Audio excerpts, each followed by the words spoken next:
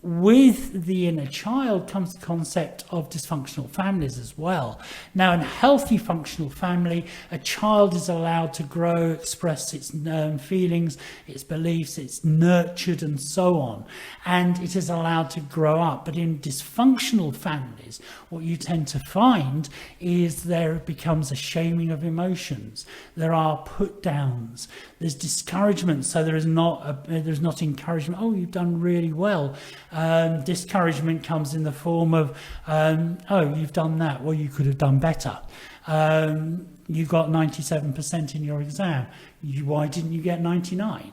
That type of put down, which for some people, in some cultures, is seen to be perhaps a means of encouragement, but actually when you look at what it does to the mindset of people, it can damage them very much. I worked with somebody who came from a family that had a lot of these put downs.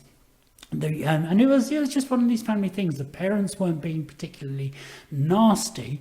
They were an immigrant family into the UK. The parents came as immigrants, and as such, they had to work really, really hard in order to become respected and make their way and make a life in the UK.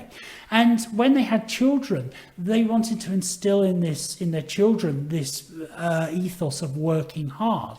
And so what happened was, no matter how well the children did, they would imply it wasn't good enough, they could always do better.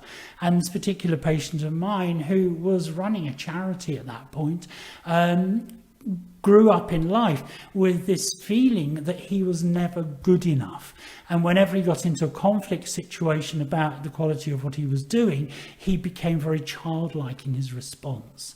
So that what we would consider the dysfunctional element of lack of encouragement within the family damaged his inner child, so that he was not able to embrace his full potential. And his potential was brilliant, but it held him back because he just felt he was never good enough.